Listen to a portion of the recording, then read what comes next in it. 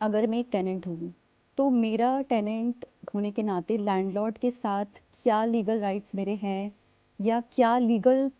Prospect हो सकता है जो मुझे पता होना चाहिए। Suppose if we talk about the tenant and the landlord, तो आपका एक एग्रीमेंट बहुत क्लियर होना चाहिए, आपका पुलिस वेरिफिकेशन होना चाहिए।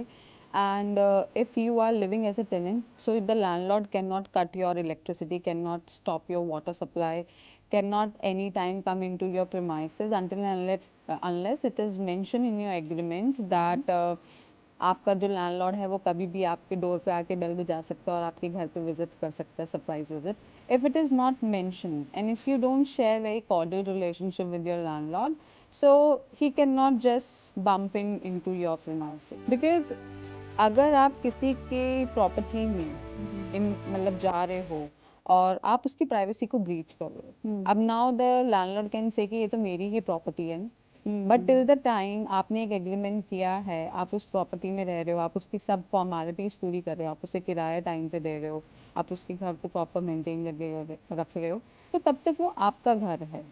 So you have a complete right over that house. Your landlord can come in a cordial relationship कि हाँ भाई कभी आए आपको चेक कर लिया, बट ऐसे नहीं कि रात के 12 बजे भी आ गए and then knocking at the door कि मुझे अपना घर देखिए, that he can not do.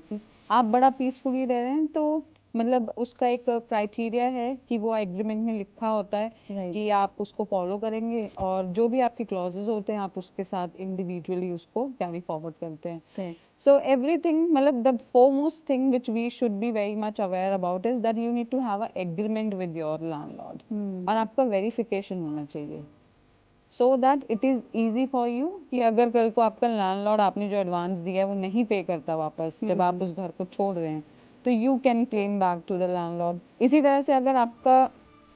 Tenant है और वो कल को घर नहीं खाली कर रहा है जब landlord is saying after 11 months की vacate the house, so landlord should be knowing it कि where exactly this person comes from, the authenticity of the person should be very clear. Okay.